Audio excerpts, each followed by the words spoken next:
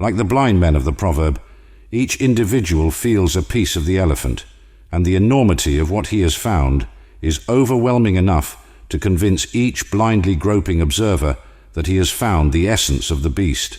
But the whole beast is far more enormous and vastly more terrifying than society as a whole is prepared to believe.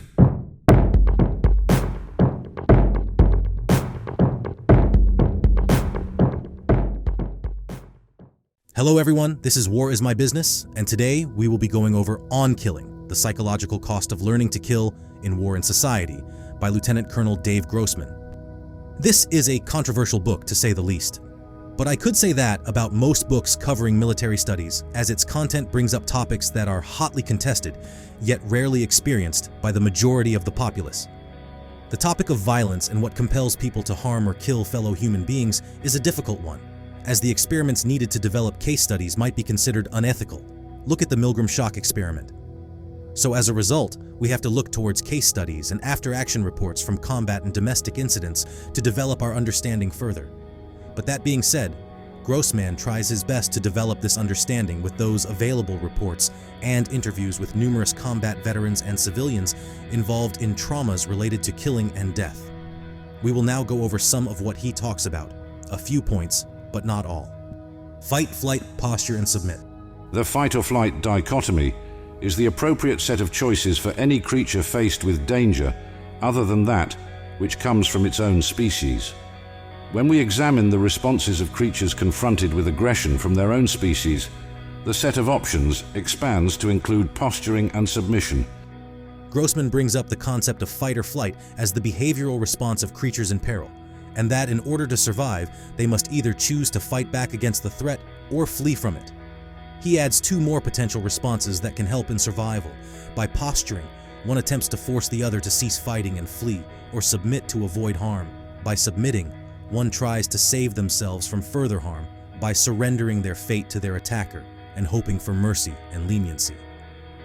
Humans can flow between these responses as events unfold.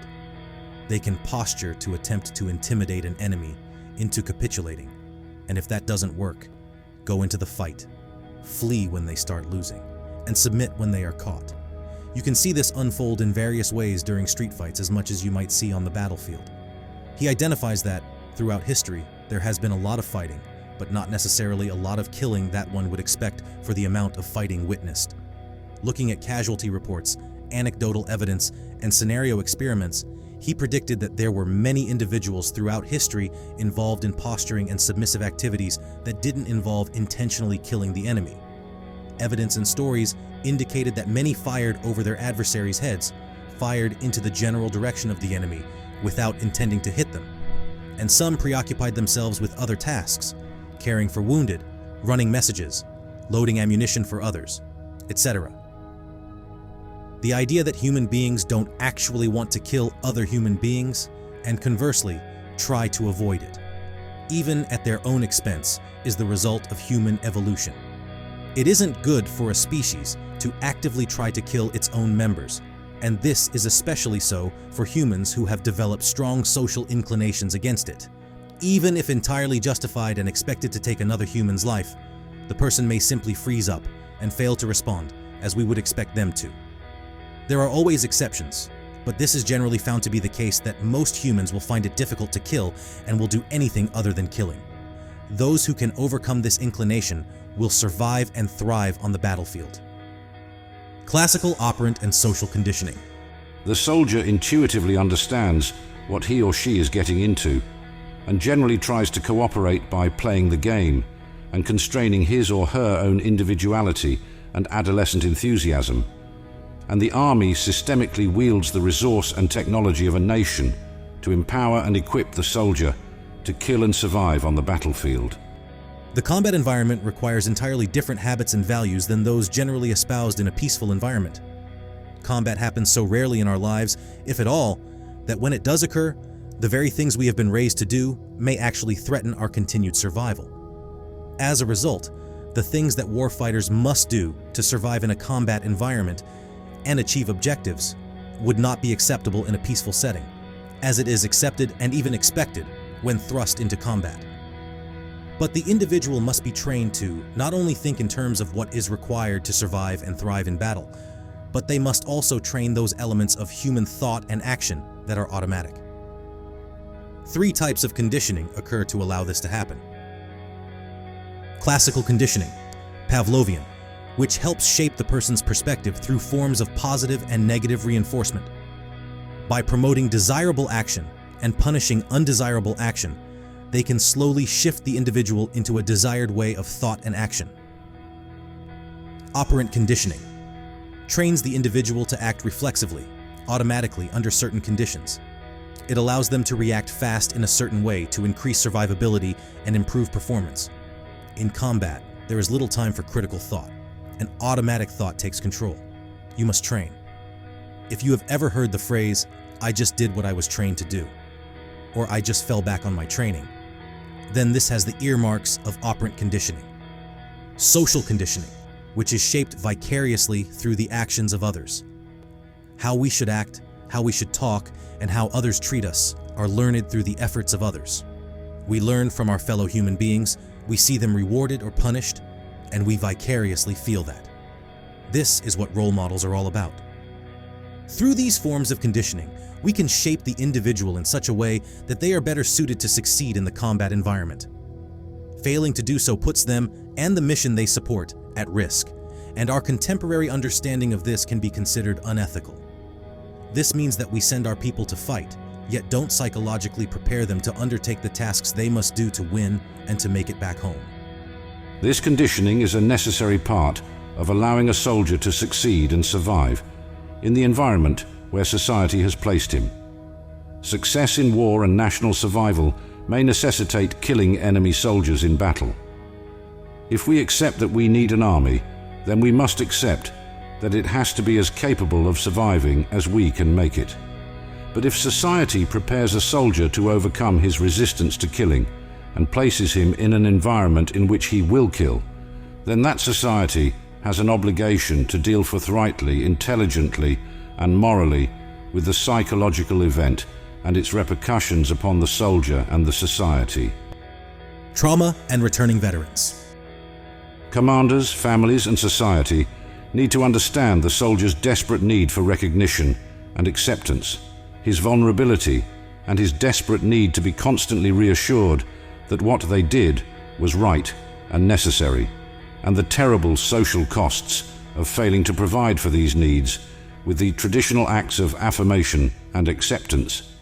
It is to our national shame that it has taken us almost 20 years to recognize and fulfill these needs with the Vietnam War Memorial and the veterans parades that have allowed our veterans to wipe a little spit off their hearts.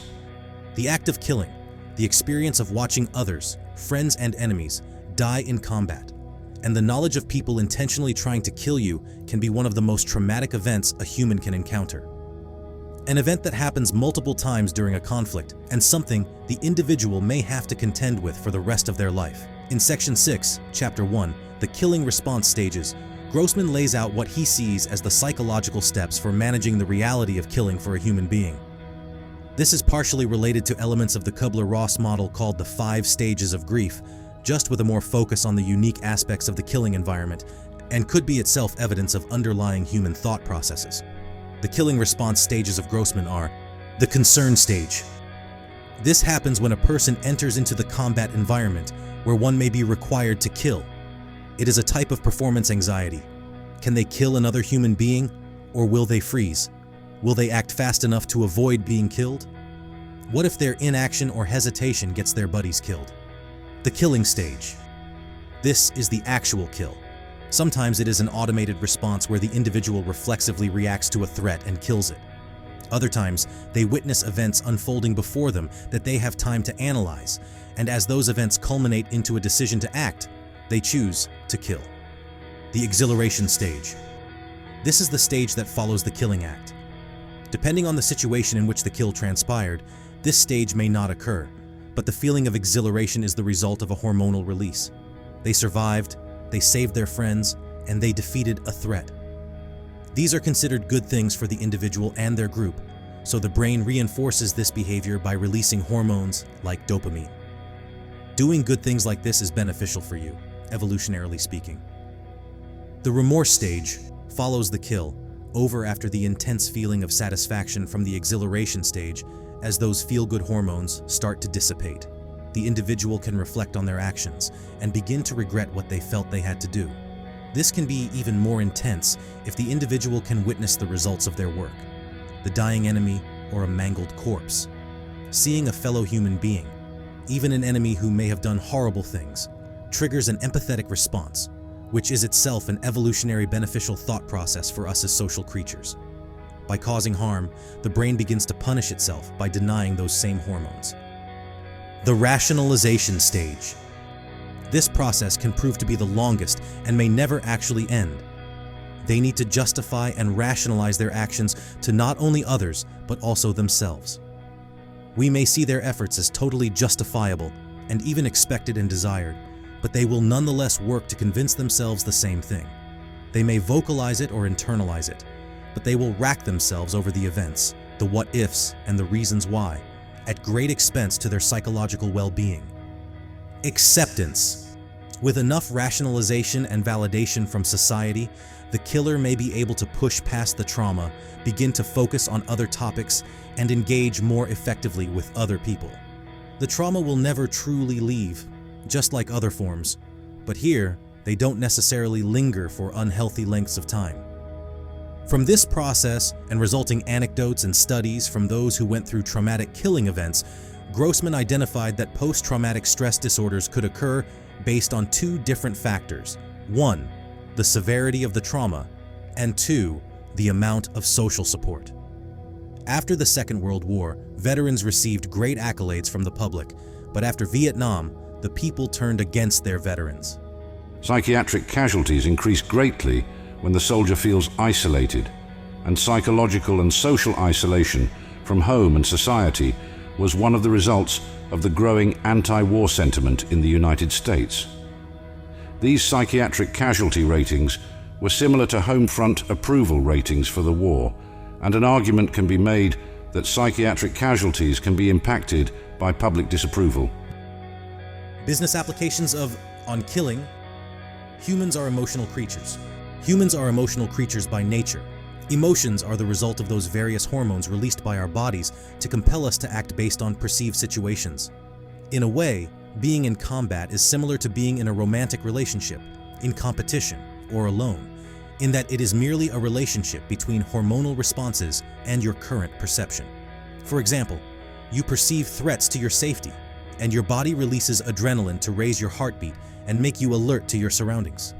It also releases endorphins to help alleviate any pain you have or may experience to facilitate your action. Combining these hormones and perceptions of the environment creates a state of readiness that allows you to maximize your survival, and its collective impact on your mind and body gets referred to as fear. Change the conditions, change the hormones, and you get different emotions. Oversimplified, yes, but necessary to understand that we are first and foremost emotional creatures. Logic and rationality are what humanity strives to achieve, as they can help control those emotions that may not be inherently beneficial in the long run. People regret emotional outbursts since they impact long-term relationships and their capacity to thrive in a social environment. Logic and reason are elements of critical thought. Aspects of our frontal cortex help facilitate our ability to develop complex social dynamics. Underlying that, emotional responses can overpower our capacity to control it with logical and rational thought when the impact of the hormones is too powerful, or if our capacity for critical thinking is not strong enough. In business, we must remember that underneath that contemplative decision-making human being is an emotional creature. Their actions are influenced by what they perceive and how their bodies' brains react to that, and after that, they may or may not try to control those actions through critical analysis. As a result, you can't expect human beings to be logical and rational all the time. At times when they are stressed and time is critical, or when they are overwhelmed by multiple issues, they may react emotionally. By understanding or shaping your customer's environment, you can influence their actions. For example, we know that restaurants will sometimes pump out scents based on their menus in an attempt to entice you to grab some food. Businesses will seek out strategic locations to market their product service in your path. By changing the world around your customers, you can compel them to act. Everyone does it, but may not realize the psychology behind it. Conditioning can shape desirable responses. Grossman saw that through effective conditioning that warfighters could be trained to execute actions that went against natural aversions to killing human beings. This allows them to accomplish their objectives and return home from a combat environment. They need to be conditioned to survive the combat environment, which is significantly different than the peaceful environment from which they came. This means that certain habits, conditioned since childhood for their benefit in a peaceful environment, need to be reconditioned into something else that will help them in the combat environment. The business environment is not a combat environment, but it can come with unique environmental aspects that are not shared with the rest of the general public. Dealing with angry customers is a unique environmental consideration.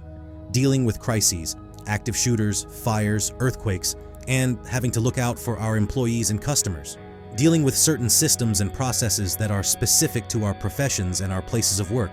We can institute certain conditioning techniques to be more effective at our jobs and improve our employees' responses. We can go through numerous and varied conditioning drills to ensure that their responses are desired and timely, operant conditioning.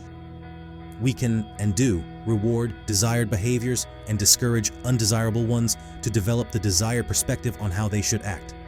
Classical Pavlovian conditioning. We can validate the desired actions in others in the form of public acknowledgement, promotion ceremonies, awards, etc. That can be vicariously experienced by everyone. Social conditioning. By focusing on how to engage our people, we can shape desirable responses that benefit themselves, the business, and the customer. People need validation and positive reinforcement for work. Grossman saw that veterans, especially those who saw combat, needed to both rationalize their actions and receive validation from their people for those actions. The nation sends its warfighters to kill on its behalf, and while they are trained to kill, most kill by necessity and not by a desire to do it. They desire to know that the rest of society understands this issue and don't hate the warfighter for doing what their nation sent them to do. Without validation, trauma can be severe, and with it, it can be mended. In business, the need for validation isn't as vital since most business activities are not as socially abhorrent as killing. However, people still need to have their work validated. Be it a soldier, a teacher, a custodian, or a lawyer, they need to know that their contributions to society, even if just for a few people, have a value that is appreciated. They need to know that they are wanted and that their work is desirable. People who are happy and satisfied with their work will be more productive and loyal to the business and support their colleagues. On Killing, the Psychological Cost of Learning to Kill in War and Society, by Lieutenant Colonel Dave Grossman, compares the uniqueness of the combat environment and that of human psychology. It looks at how society views warfare, its warfighters, and the act of killing to achieve its ends. It looks at how the individual chooses to kill or not to kill, and for those that kill, how they deal with the trauma involved. It looks at how we can condition our warfighters to kill more effectively, but also how to care for them after their return. What we see here is a scientific examination of the human condition, taken to a particular extreme. While business will not be taken to such an extreme as that of combat, except maybe in situations when the business deals with security and threats that may need to be killed to protect people and assets, it can be useful as a limit. This means that if we look at a human's anticipated behavior, all responses on a spectrum. Between doing nothing and doing the extreme. In business, we can predict the array of potential human reactions and plan accordingly. We can assess the psychology of the people, condition our employees, and validate their hard work to shape the work-consumer environment for the betterment of all involved. If this book interests you and you would also like to support War is My Business, then please consider purchasing the author's book for yourself. We have provided an affiliate link in the description below. Thank you for watching.